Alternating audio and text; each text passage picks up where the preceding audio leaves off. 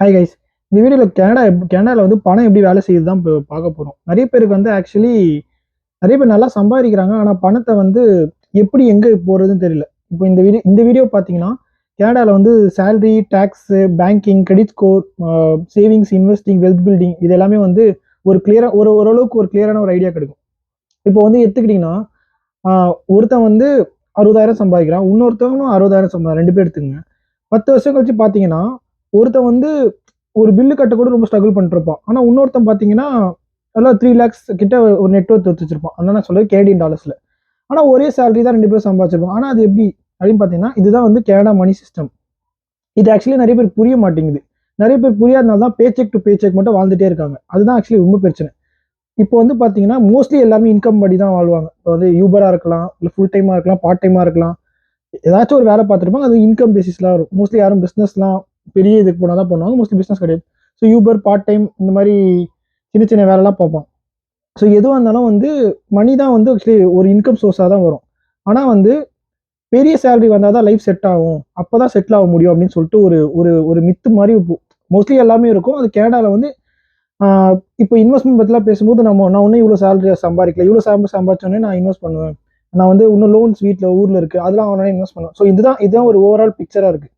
இதுதான் ஆக்சுவலி தப்பு இப்போ நிறைய பேர் பண்ணுறாங்க. எல்லாருமே வந்து சேலரி சேலரி தான் வந்து முக்கியம், இவ்வளோ தூரம் போனால் தான் நம்ம நல்ல சேலரி, இவ்வளோ தூரம் போனால் லைஃப் செட்டுன்னு நினைக்கிறாங்க. ஆனால் மற்ற சேலரியும் நீங்கள் உங்ககிட்ட வந்து வராது ஆக்சுவலி. எப்பவுமே ஒரு சேலரிக்கும் ஒரு டாக்ஸ் பேக்கெட் இருக்குது, ஒரு ரேஞ்ச் இருக்குது. ஸோ அவங்க என்ன பண்ணுவாங்கன்னா, சேலரி வரதுக்கு முன்னாடி கவர்மெண்ட் கிட்ட டாக்ஸ் போயிட்டு தான் உங்களுக்கு சேலரியே வரும். ஸோ இது மோஸ்ட்லி எல்லா கண்ட்ரீஸ்லையும் இதுதான் ஒர்க் ஆகும். சில கண்ட்ரீஸ், இந்த துபாய் மாதிரி கண்ட்ரீஸ்ல வந்து 0% டாக்ஸ், ஸோ அதில் ஒர்க் ஆகாது. பட் கேனடாவில் பார்த்தீங்கன்னா ஒரு நீங்கள் ஒரு வாங்குற ஆனுவல் இன்கம்ல இருந்தும் ஒரு குறிப்பிட்ட பர்சன்டேஜ் வந்து டாக்ஸ் கவர்மெண்ட்டுக்கு எடுத்துப்பாங்க. அதுக்கப்புறம் வரும். அது என்னென்ன டாக்ஸ் பார்த்தீங்கன்னா, federal tax, provincial tax, CPP, EI. So இந்த 4 விதமான வந்து ஒரு எக்ஸாம்பிளாக சொல்லலாம். இப்போ சப்போஸ் உங்கள் சேலரி வந்து 60,000 வச்சுக்கிங்களா கேனடியன் டாலர்ஸில், அதுக்கும் டாக்ஸ் டிடெக்ட் ஆகும். ஃபுல் அமௌண்ட் உங்களுக்கு இப்போ உங்களுக்கு ஆனுவல் பேக்கேஜ் ஆஃபர் லெட்டர் வரப்போ 60,000 இருந்துச்சுன்னா ஃபுல் 60,000 உங்கள் அக்கௌண்ட்டுக்கு வராது. அது ஒரு குறிப்பிட்ட டாக்ஸ்லாம் வந்து கவர்மெண்ட் போன அப்புறமா உங்களுக்கு டேக் ஹோம் பார்த்தீங்கன்னா ஒரு இதுவாக வரும். மோஸ்ட்லி கேனடியன் பே சிஸ்டம் எப்படின்னா, மந்த்லி ட்வைஸ் உங்கள் அக்கௌண்ட்டுக்கு வந்து அமௌண்ட் கிரெடிட் ஆகும். மந்த்லி ட்வைஸும் அந்த ஒரு ஒரு பே செக்கில் அந்த சேலரியோட டாக்ஸ் எல்லாமே போயிட்டு சிபிபி, எம்ப்ளாய்மெண்ட் இன்சூரன்ஸ், இஐலாம் வந்து போன அப்புறமா தான் உங்கள் அக்கௌண்ட்டுக்கே வரும். ஸோ வந்து ஆஃபர் லெட்டரில் பார்க்குற சேலரி தான் உங்கள் அக்கௌண்ட்டுக்கு வந்து சேலரி வரணும் இல்லை. சப்போஸ் உங்கள் இயர்லி சேலரி 60,000னா அந்த இயர் ஃபுல்லாக நீங்கள் சம்பாரிச்சிங்கன்னா 60,000 உங்கள் அக்கௌண்ட்டுக்கு வராது. அது டேக்ஸ் எல்லாம் போக உங்கள் அக்கௌண்ட் கம்மியாக தான் வரும். இதுதான் டேக்ஸ் சிஸ்டம். ஃபஸ்ட்டு இதை நல்லா புரிஞ்சுங்க. அப்புறம் டேக்ஸ் டிடெக்ட் ஆகிறது வந்து எங்கே போகுதுன்னு பார்த்தீங்கன்னா, மோஸ்ட்லி வந்து ஆக்சுவலி வந்து என்னன்னா, சேலரி வந்த உடனே மக்கள் வந்து என்ன பண்ணுறாங்கன்னா, செக்கிங் அக்கௌண்ட்டில் ஒரு அக்கௌண்ட்டில் போட்டு விட்டுருவாங்க. செக்கிங் அக்கௌண்ட், சேவிங்ஸ் அக்கௌண்ட்னு ஒரு அக்கௌண்ட், 2 அக்கௌண்ட் இருக்கும். ஸோ பேங்கிங் வந்த உடனே செக்கிங் அக்கௌண்ட்டை வந்து செக்கிங் அக்கௌண்ட், சேவிங்ஸ் அக்கௌண்ட் இருக்கும்.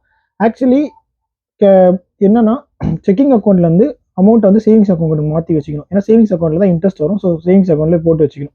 செக்கிங் அக்கௌண்ட் வந்து சேவிங்ஸ் அக்கௌண்ட்லேருந்து காசு அனுப்பிங்கன்னா வந்து அதுக்கு எக்ஸ்ட்ரா காசு எதுவும் பிடிப்பாங்க. ஸோ சேவிங்ஸ் வந்து மோஸ்ட்லி காசு அனுப்ப மாட்டாங்க. எப்பவுமே வந்து செக்கிங் அக்கௌண்ட்ல தான் காசு அனுப்பணும். அந்த மாதிரி நீங்கள் இன்னொரு ஃப்ரெண்டுக்கு அனுப்புறீங்க, இல்லை எதனா பே பண்ணுறீங்கன்னா செக்கிங் அக்கௌண்ட்ல தான் பண்ணணும். நீங்கள் வந்து சேவிங்ஸ் அக்கௌண்ட்லேருந்து பண்ணவே கூடாது. இப்போ வந்து செக்கிங் அக்கௌண்ட்னா டே டு டே எக்ஸ்பென்சஸ் வந்து யூஸ் பண்ணிப்பாங்க. சேவிங்ஸ் அக்கௌண்ட்னா வந்து ஒரு ஷார்ட் டேர்ம் சேவிங்ஸ் மாதிரி நீங்கள் வச்சிங்கன்னா அது ஒரு குறிப்பிட்ட இன்ட்ரெஸ்ட் வரும். கிரெடிட் கார்டு வந்து மோஸ்ட்லி வந்து நீங்கள் வெளியெல்லாம் யூஸ் பண்ணி கிரெடிட் கார்டு யூஸ் பண்ணி அந்த பில்லு வரும்போது செக்கிங் அக்கௌண்ட் வந்து கிரெடிட் கார்டுக்கு அமுச்சு விட்டுப்பீங்க. இதுதான் வந்து கிரெடிட் கார்டை வந்து யூசேஜ் பண்ணுவோம். மோஸ்ட்லி இங்கே எல்லா ஸ்டூடெண்ட்ஸ் யாராக இருந்தாலும் கிரெடிட் கார்டு யூஸ் பண்ணுவாங்க. அந்த கிரெடிட் கார்டு யூஸ் பண்ணது எப்படின்னா, ஒரு கிரெடிட் கார்டுக்கு ஒரு லிமிட் இருக்கும். ஃபுல் லிமிட் யூஸ் பண்ணலாம். ஆனால் வந்து கிரெடிட் ஸ்கோர் அடி வாங்கும். ஒரு குறிப்பிட்ட லிமிட் வரைக்கும் யூஸ் பண்ணிட்டு நீங்கள் அது கிரெடிட்னா ஒரு கடன் மாதிரி தானே. அது அப்புறம் நீங்கள் செக்கிங் அக்கௌண்ட்லேருந்து கிரெடிட் கார்டுக்கு அனுப்பி விட்டுப்பீங்க. இதுதான் ஆக்சுவலி வந்து நடக்கும். இப்போ வந்து இது வந்து ஃபினான்ஷியல் லைஃப்க்கு வந்து கொஞ்சம் இதுதான் actually financial account. So credit score வந்து எப்படி பாதிக்கும் அப்படின்னா, சப்போஸ் வந்து நீங்கள் வந்து உங்கள் அக்கௌண்ட்டில் வந்து 20,000 வச்சிருக்கீங்கன்னு வச்சுங்களேன். ஆனால் கிரெடிட் ஸ்கோர் வந்து உங்ககிட்ட வந்து இல்லைன்னா, உங்களால் நல்ல கிரெடிட் ஸ்கோர் இல்லைன்னா, உங்களால் car loan, mortgage loan, home loan இந்த மாதிரி எதுவுமே எடுக்க முடியாது. ஏன்னா வந்து கனடாவில் வந்து கிரெடிட் ஸ்கோர் வந்து ரொம்ப முக்கியம். கிரெடிட் ஸ்கோர் எப்படின்னா, நீங்கள் வந்து 800+ இருந்தால் நல்ல ஸ்கோர். அட்லீஸ்ட் 700+ ஆச்சு இருக்கணும். இதுதான் வந்து கிரெடிட் ஸ்கோர் முக்கியம்.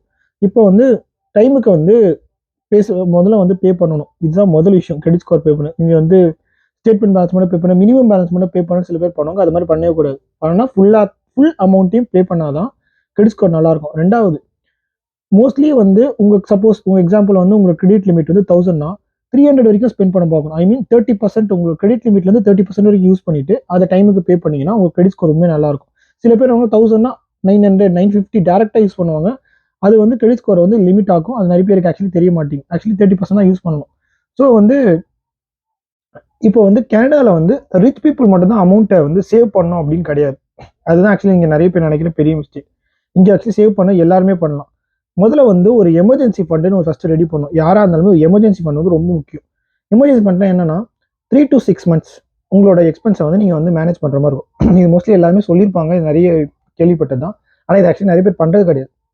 3 to 6 months தான் என்ன, உங்களோட ரெண்ட் ஓகேங்களா, அப்புறம் வந்து உங்களுக்கு டெய்லி இந்த கிராசரிஸ் இதெல்லாம் எவ்வளோ ஆகுது, இதுக்கப்புறம் வந்து நீங்கள் வந்து டிரான்ஸ்போர்ட்டேஷன் எவ்வளோ ஆகுது, இதெல்லாம் மினிமம் பேசிக்காக இதுதான் நம்ம உங்களுக்கு வந்து டே டு டே இதுதான் செலவாகும்னு ஒன்று இருக்குல்ல மாசத்துல, இதை வந்து பர் மந்த்துக்கு எவ்வளோ ஆகுதோ அதை முதல்ல 6 months சேர்த்து வச்சுக்கணும். 3 to 6 months நான் என்ன கேட்டேன், 6 months வந்து ரொம்ப பெஸ்ட். இப்போ 6 months நீங்கள் சேர்த்துட்டீங்க அப்படின்னா அந்த அமௌண்ட்டு அப்படியே சேவிங்ஸ் அக்கௌண்ட்டில் போட்டு வச்சிருங்க. எனக்கு தெரிஞ்சு சேவிங்ஸ் அக்கௌண்ட் என்ன நான் என்ன யூஸ் பண்ணுறேன்னா பிசி ஃபைனான்ஸ்னு ஒரு சேவிங்ஸ் அக்கௌண்ட் யூஸ் பண்ணுறேன்.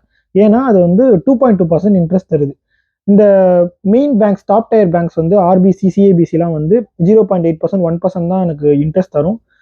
அது வந்து ஓகே, பட் நான் வந்து அமௌண்ட் சும்மா இருக்க போது சாரி அமௌண்ட் சும்மா இருக்க போது அந்த அமௌண்ட் வந்து சேவிங் ஒரு இன்ட்ரெஸ்ட் இருந்தால் நல்லா இருக்குன்னு சொல்லிட்டு பிசி ஃபைனான்ஸில் ஒரு சேவிங்ஸ் அக்கௌண்ட் இருக்கு. அந்த அமௌண்ட்ல வந்து போட்டு அதோட சேவிங்ஸ் அக்கௌண்ட்ல போட்டு வச்சுக்கிட்டீங்கன்னா 2.2% இன்ட்ரெஸ்ட் வரும். அது ஒரு எக்ஸ்ட்ரா இன்கம் தானே. ஸோ அது வந்து அதுதான் எமர்ஜென்சி ஃபண்ட் வந்து போட்டு வச்சுக்கணும். அடுத்தது இன்வெஸ்டிங் வந்து நிறைய பேருக்கு ஆக்சுவலி வந்து இன்வெஸ்டிங் பற்றி ஐடியாவே இல்லை. ஏன்னா வந்து எல்லாருமே என்ன பண்ணுறாங்கன்னா வராங்க, சம்பாதிக்கிறாங்க, வீட்டுக்கு இந்தியாவுக்கு லோன் அனுப்புவாங்க, இல்லைனா வந்து இங்கே செலவு பண்ணுறவங்க சேவிங்ஸ் அக்கௌண்ட்ல போட்டுப்பாங்க. இதுதான் அதிகபட்சம் பண்ணுவோம். இன்வெஸ்டிங் பற்றி நான் கேள்விப்பட்ட வரைக்கும் ரொம்ப கம்மி பீப்புள் தான் பண்ணுறாங்க. ஏன்னா அதோட ஐடியா பெருசாக யாருக்குமே கிடையாது. இன்வெஸ்ட்மெண்ட்னா என்ன ஃபர்ஸ்ட் ஆக்சுவலி வந்து இதில் நிறைய விதமான இன்வெஸ்ட்மெண்ட் இருக்கு. நான் ஒரு பேசிக் ஓவரால் ஒரு ஜிஸ்ட் மட்டும் சொல்லிடுறேன் இன்வெஸ்ட்மெண்ட் எதுக்குன்னு சொல்லிட்டு. ஆக்சுவலி எப்படி இன்வெஸ்ட்மெண்ட் நீங்கள் வேலை செய்யணும்னா உங்களோட அமௌண்ட்டை வந்து க்ரோ ஆகிறதுக்கு ஹெல்ப்ஃபுல்லாக இருக்கும். இதுதான் இன்வெஸ்ட்மெண்ட்னா அதான் நம்ம வந்து க்ரோ ஆகிறதுக்கு. மேட்ரு என்னன்னா நீங்கள் வந்து வர அமௌண்ட்லாம் செலவு பண்ணிட்டே இருந்தீங்கன்னா உங்களுக்கு நாளை பின்ன வந்து ஒரு வேலை போனாலோ இல்லை ரிட்டையர் ஆனாலுமே உங்களுக்கு வந்து அமௌண்ட் கையில் இல்லாமல் இருக்கும். ஓகேங்களா. ஆனால் இன்வெஸ்ட்மெண்ட் இருந்துக்கிறது வந்து எதுக்கு நல்லதுன்னா நீங்கள் வந்து சீக்கிரமாக ஃபினான்ஷியலாக ஃப்ரீடம் ஆகிடலாம். இதுதான் இன்வெஸ்ட்மெண்ட்டோட பெரிய அட்வான்டேஜ். ஏன்னா உங்கள் அமௌண்ட்டை பர்சன்டேஜில் ஏறும். இன்ஃப்ளேஷனை தாண்டி க்ரோ ஆகணும்னா இன்வெஸ்ட்மெண்ட் தான் முக்கியம். ஸோ இன்வெஸ்ட்மெண்ட்டை பொறுத்த வரைக்கும் இங்கே வந்து நிறைய விதமான இன்வெஸ்ட்மெண்ட்ஸ் இருக்குது. பட் ரொம்ப பேசிக்காக இருக்கிறது பார்த்தா டிஎஃப்எஸ்சின்னு சொல்லுவாங்க, டேக்ஸ் ஃப்ரீ சேவிங்ஸ் அக்கௌண்ட். ஆர்ஆர்எஸ்பின்னு சொல்லுவாங்க, ரிட்டையர்மெண்ட் சேவிங்ஸ் பிளான் சொல்லுவாங்க. அப்புறம் எஃப்ஹெச்எஸ்சினா வந்து வீடு வாங்குறவங்களோட ஃபர்ஸ்ட் இன்வெஸ்ட்மெண்ட். இதுதான் வந்து 3 இந்த 3த்தையுமே நீ வந்து நீங்கள் வெல்த் சிம்பிள்னு ஒரு ஆப்பில் பண்ணலாம். அது ரொம்ப யூசர் ஃப்ரெண்ட்லியாக இருக்கும், செம்ம ஈஸியாகவும் இருக்கும். ஸோ இதுதான் வந்து வெல்த் சிம்பிளில் ஈஸியாக பண்ணலாம். ஓகேங்களா. இதெல்லாம் அக்கௌண்ட்ஸ். ஸோ வந்து இன்வெஸ்ட்மெண்ட் பொறுத்த வரைக்கும் நான் வந்து வெரி ஃபினான்ஷியல் அட்வைஸ்லாம் கிடையாது. பட் அது வந்து நீங்கள் ஒரு பேங்க்ல போயிட்டு நீங்கள் ஃபினான்ஷியல் அட்வைஸ் பார்த்தா ஃப்ரீ ஆஃப் சார்ஜுக்கு உங்களுக்கு கன்சல்ட்லாம் பண்ணுவாங்க. அது இல்லாமல் பார்த்தீங்கன்னா சப்போஸ் ஓகே நான் இதில் இன்வெஸ்ட் பண்ணுறேன் அப்படின்னு என்னோட சஜஷன்ஸ் மட்டும் கேட்டிங்கன்னா நான் வந்து இடிஎஃப்ல இன்வெஸ்ட் பண்ணுவேன். ஏன் இடிஎஃப்னா ஒரு இடிஎஃப்ல வந்து ஒரு நிறைய ஸ்டாக்ஸ் வந்து இன்வால்வ் ஆயிருக்கும். இப்போ நான் வந்து எக்ஸிக்யூட்டிவ்னு ஒரு ஸ்டாக்ல வந்து இன்வெஸ்ட் பண்ணுறேன். அது ஒரு இடிஎஃப் எக்ஸிக்யூட்டிவ். ஸோ வந்து இது என்னன்னா இது வந்து ஒரு ஸ்டாக் மட்டும் கிடையாது. இதில் வந்து ஒரு 500 கம்பெனி இன்வால்வ் ஆயிருக்கும். ஸோ ஒரு கம்பெனி நல்லா இல்லைனாலும் இன்னொரு கம்பெனி நல்லா இருந்தாலும் அப்படியே ஓவரால் மைனஸ் ஆகிட்டு உங்களுக்கு நல்லா இருக்கும். உங்களுக்கு நல்ல ஃபினான்ஷியல் நாலேஜ் இருக்கு, உங்களுக்கு நிறைய பேர் தெரியும், உங்களுக்கு நாலேஜ் இருக்குன்னா நீங்கள் டேரெக்டாகவே ஸ்டாக்ல போய் இன்வெஸ்ட் பண்ணலாம். ஆனால் எனக்கு அந்த அளவு நாலேஜ் இல்லைனால நான் இன்வெஸ்ட் மட்டும் பண்ணுன்றதுனால நான் வந்து எப்பவுமே வந்து இன்வெஸ்ட்மெண்ட்ல வந்து இடிஎஃப்ல பண்ணுவேன். அது ஒரே இடிஎஃப்ல தான் நான் பண்ணிட்டு இருக்கேன். அது கொஞ்சம் லாங் டேர்முக்கு நல்ல ஸ்டாக்ன்றனால நான் இடிஎஃப்ல பண்ணுவேன். இது நீங்கள் டிஎஃப்எஸ்லையும் பண்ணலாம். டிஎஃப்எஸ்னா என்னன்னா tax free savings account. So வந்து உங்கள் அமௌண்ட் வந்து இப்போ நீங்கள் வந்து சப்போஸ் ஒரு $10 போடுறீங்க டாக்ஸ் ஃப்ரீ சேவிங்ஸ் அக்கௌண்ட்ல, அது ஒரு ஸ்டாக்ல போடுறீங்க. அந்த ஸ்டாக் வந்து உங்களுக்கு $15 ஆயிடுச்சு. இப்போ நீங்கள் $15 வித்ரா பண்ணீங்கன்னா அதுக்கு டாக்ஸ் கிடையாது. இதுதான் டாக்ஸ் ஃப்ரீ சேவிங்ஸ் அக்கௌண்ட். இதுதான் வந்து பேசிக். இது இப்போ நீங்கள் இந்த அமௌண்ட் எவ்வளோ க்ரோ ஆகி அந்த அமௌண்ட்டை வித்ரா பண்ணாலும் டாக்ஸ் கிடையாது. இதுதான் டாக்ஸ் ஃப்ரீ சேவிங்ஸ் அக்கௌண்ட், டிஎஃப்எஸ்ன்னு சொல்லுவாங்க. ஆர்ஆர்எஸ்பின்னா என்னன்னா ரிட்டையர்மெண்ட் பிளானுக்காக நீங்கள் வந்து ஒரு குறிப்பிட்ட அமௌண்ட் அதில் போட்டுக்கிட்டே இருப்பீங்க. அமௌண்ட் வந்து ரிட்டையர்மெண்ட் ஆனப்போ உங்களுக்கு மாதம் உங்கள் ஜென்ரேட் ஆகிற மாதிரியே பண்ணலாம், இல்லை ஃபுல் அமௌண்ட்டாகவும் எடுத்துக்கலாம். இதான் ரிட்டையர்மெண்ட் சேவிங்ஸ் பிளான். இதுக்கு வந்து டேக்ஸ் இருக்கு. நீங்கள் வந்து வித்ரா பண்ணாலும் டேக்ஸ் இருக்குது. இதுதான் வந்து ஆர்ஆர்எஸ்பியோட பிளான். எஃப்ஹெச்எஸ்சி எதுக்குன்னா வீடு வாங்குறதுக்கு. இதுக்கு வந்து ஒரு 40,000 வரைக்கும் லிமிட் இருக்குது. 40,000 வரைக்கும் நீங்கள் வந்து இன்வெஸ்ட் பண்ணிக்கலாம். அந்த அமௌண்ட் வந்து நீங்கள் சப்போஸ் 60,000 க்ரோ ஆயிடுச்சுன்னா அந்த 60,000 நீங்கள் டேக்ஸ் ஃப்ரீயாக வித்ரா பண்ணி வீடு வாங்கிக்கலாம். இல்லை உங்களுக்கு வீடு வாங்க வேணாம், அப்படி எனக்கு வீடு வாங்க இங்கே ஐடியா இல்லை அப்படின்னா அந்த அமௌண்ட் அப்படியே ஆர்ஆர்எஸ்பிக்கு ட்ரான்ஸ்ஃபர் பண்ணிக்கலாம். இதுதான் வந்து இந்த 3 அக்கௌண்ட்ஸோட வேலை. இது இல்லாமல் வந்து ஆர்இஎஸ்பி அப்படின்னு சில இதெல்லாம் இருக்குது. இது மோஸ்ட்லி இங்கே இருக்கவங்களுக்கு மோஸ்ட்லி தேவைப்படாது. ஆனால் வந்து ஆர்ஆர்எஸ்பி, டிஎஃப்எஸ், எஃப்ஹெச்எஸ் இது 3மே நல்லா தெரியும். டிஎஃப்எஸ் நல்லாவே எல்லாருக்குமே தெரியும். ஸோ வந்து இப்போ ஆக்சுவலி கனடாவோட இன்வெஸ்ட்மெண்ட் எப்படி இருக்கணும் அப்படின்னா, ரிட்டையர்மெண்ட் பிளான் வந்து சப்போஸ் நீங்கள் ஃபுல் டைம் கம்பெனியில் வேலை செய்றீங்கன்னா கம்பெனிலேயே நீங்கள் ஒரு பர்சன்டேஜ் சூஸ் பண்ணிவிட்டு இப்போ ஆர்ஆர்எஸ்பி பண்ணலாம். இப்போ நீங்கள் வந்து உங்கள் பேச்செக்லேருந்து 3% ஆர்ஆர்எஸ்பி போட சொல்லிட்டீங்கன்னா 3% எடுத்துப்பாங்க. இன்னும் சில கம்பெனியில் வந்து அவங்க 3% மேட்ச் பண்ணுவாங்க. 3% இருக்குன்னா 3% வந்து அவங்க மேட்ச் பண்ணுவாங்க. இப்போ வந்து என்னோட சேலரியிலேருந்து $120 வந்து டிடெக்ட் பண்ணுறாங்கன்னு வச்சிங்களேன், ஆர்ஆர்எஸ்பி போடுறாங்கன்னா கம்பெனி ஃப்ரீயாக $120 போடும். அது வந்து உங்கள் ஃப்ரீ மணி, கம்பெனியாக போடுறது அமௌண்ட். ஸோ வந்து அவங்களே வந்து ஆர்ஆர்எஸ்பி வந்து பண்ணிடுவாங்க. இல்லை நீங்கள் தனியாக ஆர்ஆர்எஸ்பி பண்ணணும்னா வெல்த் சிம்பிளில் பண்ணலாம். ஆர்ஆர்எஸ்பி மோஸ்ட்லி நிறைய பேர் எதுக்கு பண்ணுவாங்க அப்படின்னா உங்களோட டேக்ஸை வந்து குறைக்கிறதுக்காக பண்ணுவாங்க. ஸோ நீங்கள் ஆர்ஆர்எஸ்பி நிறைய இன்வெஸ்ட் பண்ணீங்கன்னா உங்களோட ஒரு இயருக்கு டேக்ஸ் ரீஃபண்ட் வந்து உங்களுக்கு அதிகமாக கிடைக்கும். அதை தூக்கி டிஎஃப்எஸ்சியில் போடுவாங்க. ஸோ இதுதான் கான்செப்ட் ஆர்ஆர்எஸ்பி பார்த்தீங்கன்னா. இப்போ வந்து இன்வெஸ்ட்மெண்ட் என்ன தப்பு பண்ணுவாங்க எல்லாருமேனா, சேலரி வந்தோடனே உங்களோட ஃபர்ஸ்ட் செலவு இன்வெஸ்ட்மெண்ட்டாக தான் இருக்கும். இது நிறைய பேருக்கு ஆக்சுவலி தெரிய மாட்டேங்குது. உங்களோட ஃபர்ஸ்ட் செலவு இன்வெஸ்ட்மெண்ட்டாக இருக்கணும். ஆனால் வந்து இது ஆக்சுவலி இன்வெஸ்ட்மெண்ட் இப்போ பண்ண வேணாம், தள்ளி போகிறாங்க. எப்போவுமே காம்பவுண்டிங் வந்து சீக்கிரமாக ஸ்டார்ட் பண்ணணும். எவ்வளோ சீக்கிரம் உங்கள் இன்வெஸ்ட்மெண்ட் ஸ்டார்ட் பண்ணி அவ்வளோக்கு நல்லது. சில பேர் வந்து நல்லா காசு எடுத்துட்டு ஸ்டார்ட் பண்ணணுவாங்க. ஆனால் அது ஒர்க் அவுட்டே ஆகாது. நீங்கள் கம்மி அமௌண்ட்டாக இருந்தாலும் சீக்கிரம் ஸ்டார்ட் பண்ணுறது நல்லது. நீங்கள் அமௌண்ட்டை ஸ்டார்ட் பண்ணணும்னா சீக்கிரமாக சேலரி வந்தோடனே ஒரு குறிப்பிட்ட அமௌண்ட் $100 கூட $10 கூட வரும். இதை வந்து இன்வெஸ்ட்மெண்ட்டில் போடணும்னு சொல்லிட்டு நீங்கள் ஒதுக்கி வச்சுக்கணும். இதை நீங்கள் பண்ணிட்டீங்கனாலே சூப்பர். இப்போ வந்து நம்ம கனடாவோட வெல்த் ஃபார்மில் எப்படின்னு பார்த்தீங்கன்னா இன்கம் வரும், டேக்ஸில் போகும், அதுக்கப்புறம் நீங்கள் பட்ஜெட் அலோகேட் பண்ணுவீங்க, அப்புறம் எமர்ஜென்சி ஃபண்ட் சேர்ப்பீங்க, அப்புறம் கிரெடிட் ஸ்கோர் கரெக்டாக மெயின்டைன் பண்ணணும், அப்புறம் டிஎஃப்எஸ்சி, அப்புறம் ஆர்ஆர்எஸ்பி, இதெல்லாம் தான் வெல்த்தாக மாறுது. இதுதான் ஆக்சுவலி கனடா மணி சிஸ்டம். இதை நீங்கள் கரெக்டாக ப்ராசஸ் பண்ணீங்க அப்படின்னா உங்கள் அமௌண்ட் வந்து நல்லாவே க்ரோ ஆகும், நல்லாவும் ஹெல்த்தியாகவும் இருக்கும். இது எதுவுமே தெரியாமல் கனடாவோட ஃபினான்ஷியல் பற்றி எதுவுமே தெரியாமல், வெல்த் சிஸ்டம் பற்றி தெரியாமல் கண்டு மினிக் செலவு பண்ணீங்கன்னா ஒரு பாயிண்ட்ல வந்து காசு எங்கடா போகுதுன்ற மாதிரி ஒரு மாதிரி பொக்குன்னு ஆயிடுவீங்க. ஸோ இதுதான் வந்து கரெக்டாக ஒரு விஷயம் என்னன்னா, அதிக சேலரி வாங்குறது ஒரு விஷயம் கிடையாது. அது ஓகே, அது இம்பார்ட்டன்ட் தான். ஆனால் அதை தாண்டி அந்த அதிக சேலரி வாங்கினாலுமே வெல்த் எப்படி மேனேஜ் பண்ண தெரியலனா அந்த அமௌண்ட் நீங்கள் சம்பாதிக்கிறதே வேஸ்ட்டாக போயிடும். ஸோ வந்து நீங்கள் வேலை செய்யறதே வேஸ்ட். நீங்கள் சீக்கிரமாக ஃபினான்ஷியலாக ஃப்ரீடம் ஆகணும்னா நீங்கள் கனடாவோட வெல்த்தை கரெக்டாக புரிஞ்சிக்கணும். அந்த வெல்த்தை புரிஞ்சுக்கிட்டு அதுக்கேற்ற மாதிரி உங்கள் பட்ஜெட்டை அலோகேட் பண்ணி அதுக்கேற்ற மாதிரி ஸ்பெண்டிங், அதுக்கேற்ற மாதிரி இதெல்லாம் பண்ணீங்கன்னா உங்களுடைய கனடாவோட வெல்த் வந்து கரெக்டாக இருக்கும்.